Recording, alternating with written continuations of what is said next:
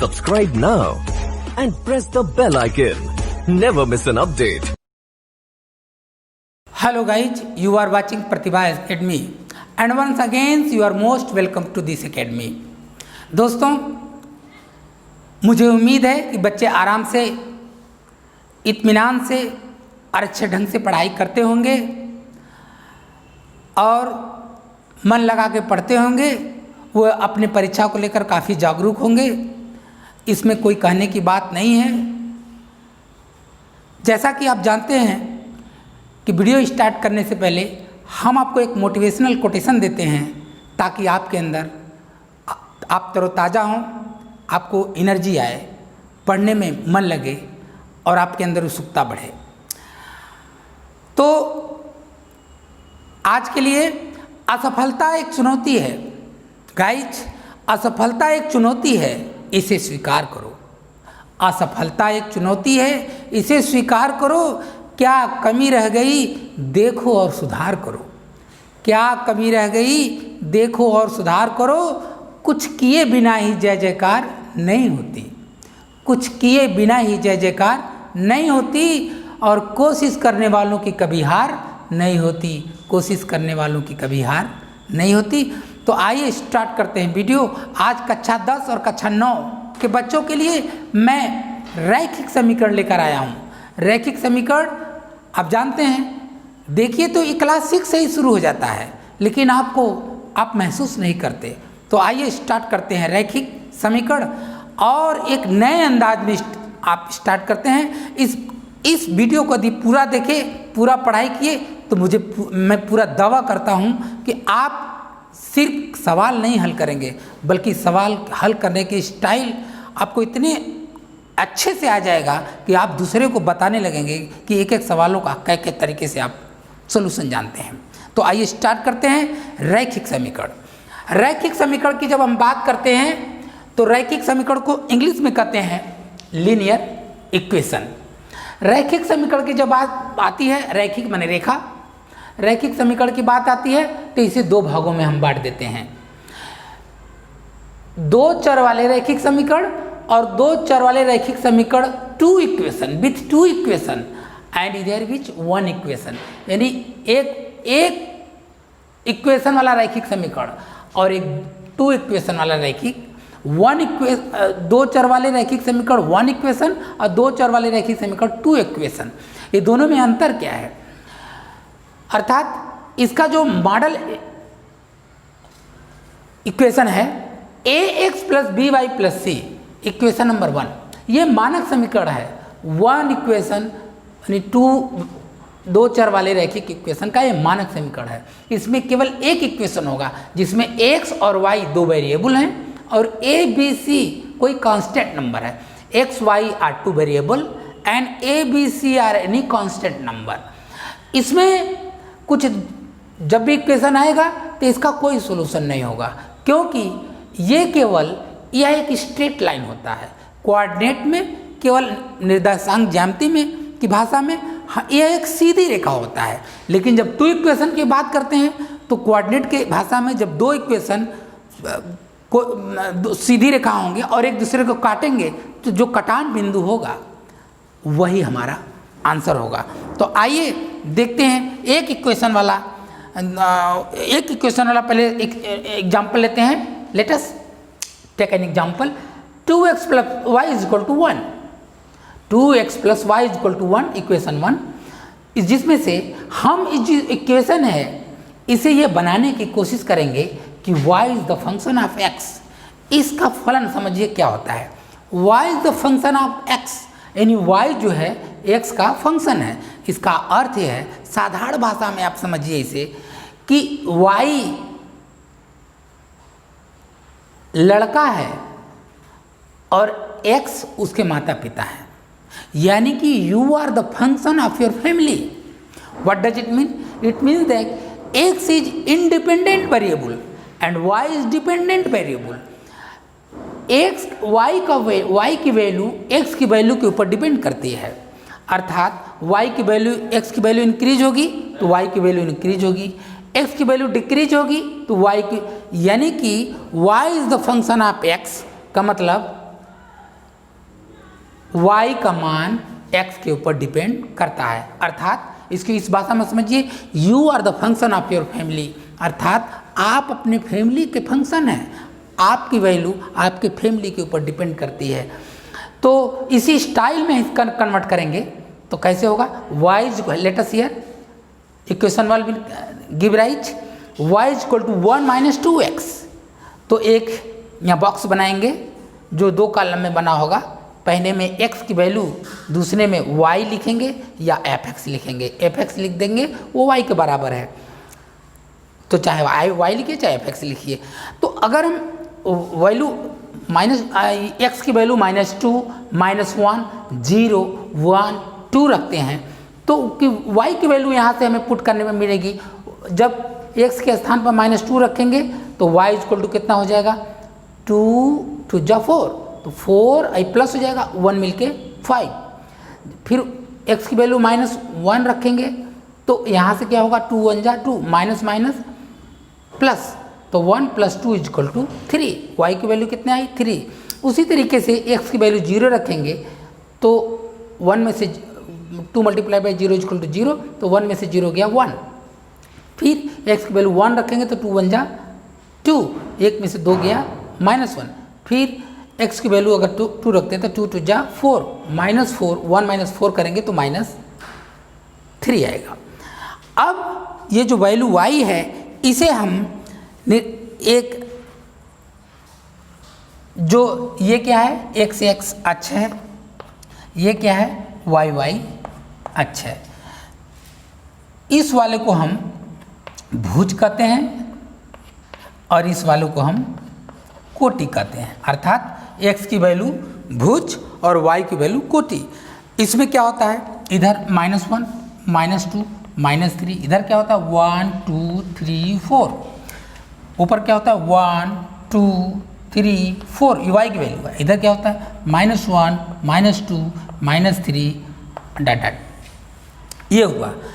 तो जब -2 पर 5, अर्थात -2 यहाँ है, 5 1 2 3 4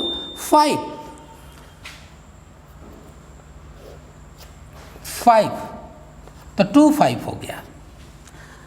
फिर -1 पर 3, -1 पर 3 लेते हैं, 1 2 3,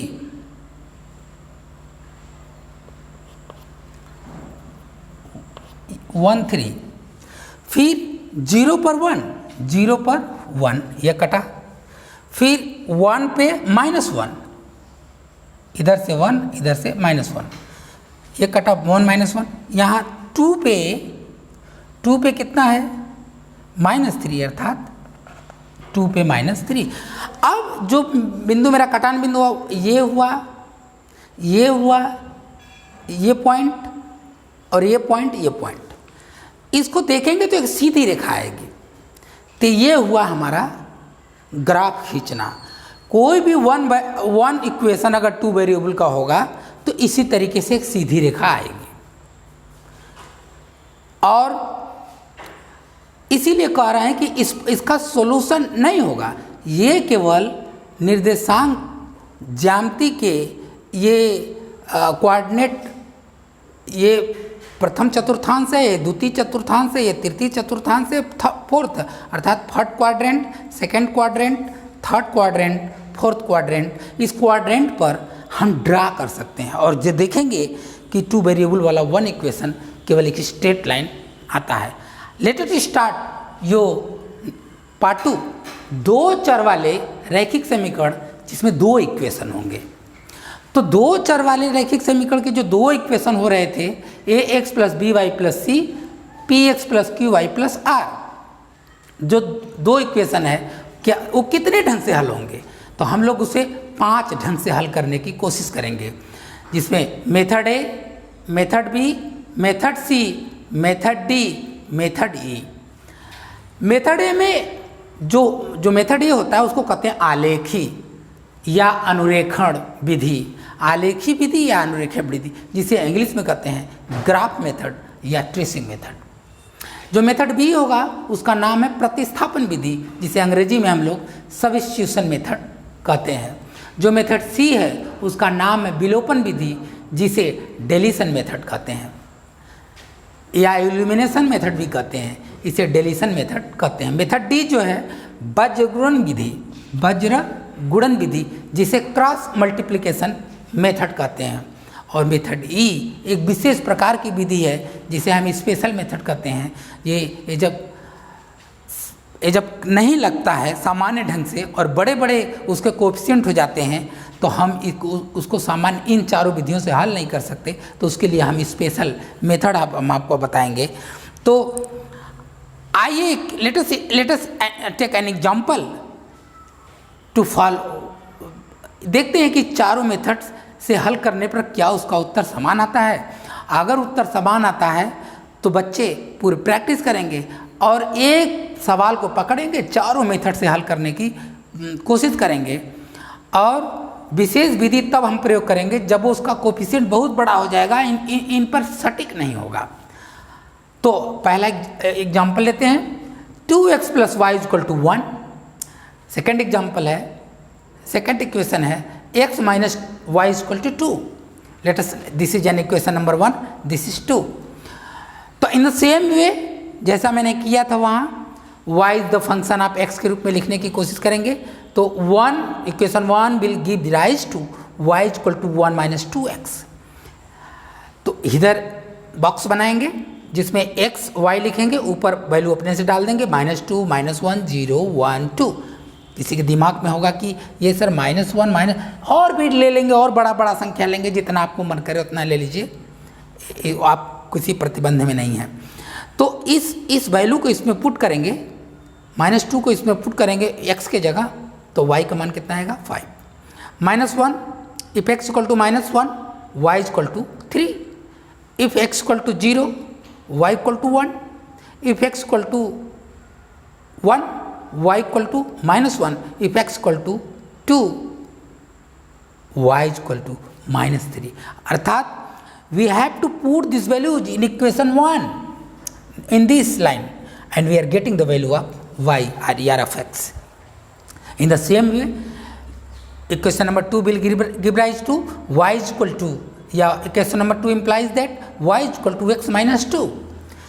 यहाँ भी बॉक्स बनाएंगे, x = -2 -1 0 1 2 और y का वैल्यू x की वैल्यू को पुट करने पर पाएंगे, x = -2 then y = -4, x = -1 then we are getting here y = -3, x = 0 then y = -2 and x = 1 then y = -1 and x = 2 then y = 0।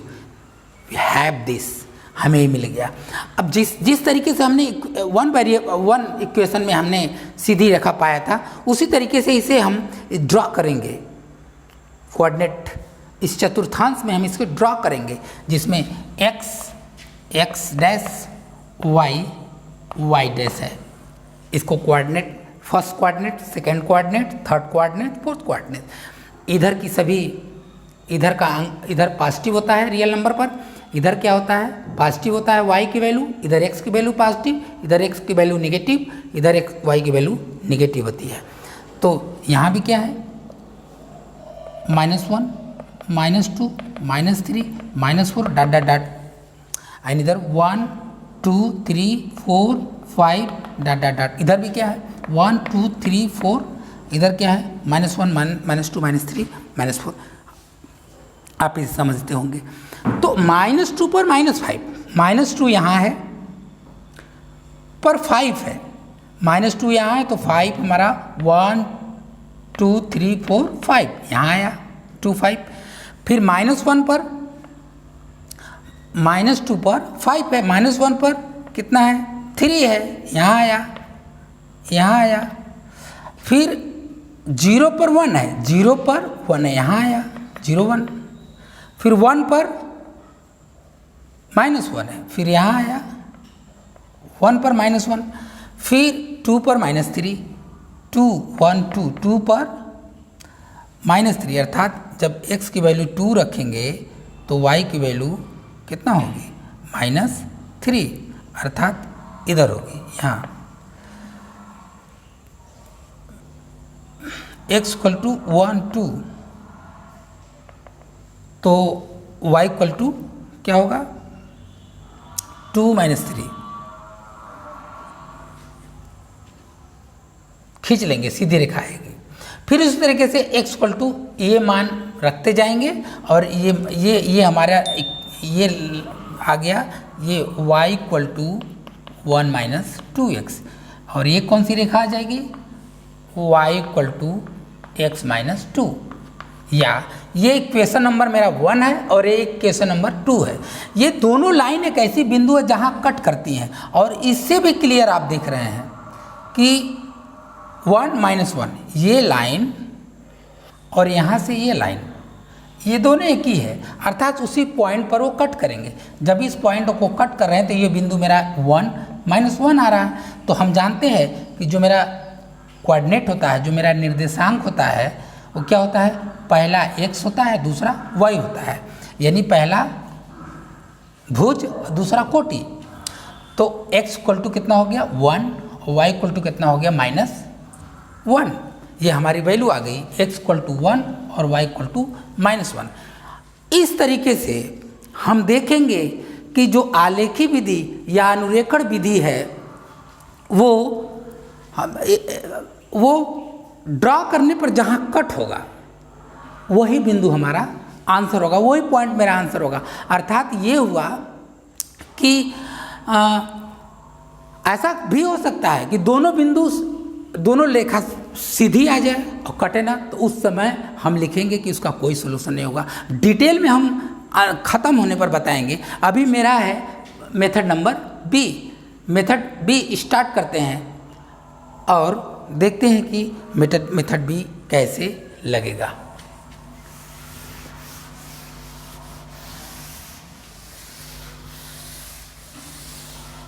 Method B क्या है? मेथड बी मेथड बी क्या है? प्रतिस्थापन विधि। प्रतिस्थापन विधि, जिसे अंग्रेजी में कहते हैं सब्स्टिट्यूशन मेथड। इसमें क्या होता है, 2x plus y is equal to 1 equation number 1। दूसरा है x minus Y is equal to 2 equation number 2। नंबर 1 से प्रतिस्थापित करना, प्रतिस्थापित करना x का वैल्यू y में प्रतिस्थापित कर दीजिए, चाहे y का वैल्यू x में प्रतिस्थापित। तो इक्वेशन 1 क्या दे रहा है, 2x equal to 1 minus Y, then x equal to 1 minus Y by 2। इसका मान इक्वेशन 2 में रखने पर x putting the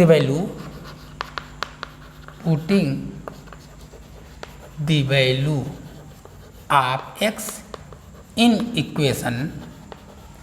equation 2 we have, Hindi में कहते हैं कि x का मान समीकरण 2 में रखने पर क्या पाएंगे, 1 minus Y by 2 minus Y is equal to 2। इसका मतलब 1 minus Y minus 2y is equal to 2 टू जा 4, या 1 minus 4 is equal to y plus 2y, अर्थात 3y इज इक्वल टू 3, तो y इक्वल टू 1। अब 1, अब y की वैल्यू किसी में रख दीजिए, तो y इक्वल टू -1, यहाँ 1 में से 4 गया -3, तो यहाँ हो जाएगा -1, अर्थात y की value y equal to -1 equation 2 में हम रखने जा रहे हैं। इक्वेशन 2 में रखने पर क्या होगा, x minus 1 is equal to 2, अर्थात x plus 1 is equal to 2, x equal to 2 minus 1, x equal to 1, यानी कि मेरा आंसर क्या आया, x equal to 1, y equal to -1। अर्थात हमने आलेखी विधि में देखा कि हमारा x इक्वल टू 1 और y इक्वल टू -1 आ रहा है, और हमने प्रस्थापन विधि में भी देखा कि x इक्वल टू 1 और y इक्वल टू 1 आ रहा है, यानी आंसर हमारा सेम आ रहा है। इसी तरीके से हम विलोपन विधि से भी हल करेंगे, वज्र गुण विधि से भी हल करेंगे और देखेंगे कि वही आंसर आएगा। तो मिलते हैं अगले वीडियो में, तब तक के लिए खूब पढ़िए, खूब बढ़िए, जिम्मेदारी से पढ़िए, इत्मीनान से पढ़िए, मन लगाकर पढ़िए। हमें पूरा यकीन है, हमें पूरा विश्वास है अपने बच्चों पर। हमें जो भी वीडियो देख रहा है, हमें पूरा विश्वास है कि वो ईमानदारी से पढ़ेगा, उसे ज़रूर आ जाएगा। इसी के साथ आज तक के लिए इतना ही। मिलते हैं अगली वीडियो में या अगली कक्षा में, तब तक के लिए best of luck. Subscribe now and press the bell icon. Never miss an update.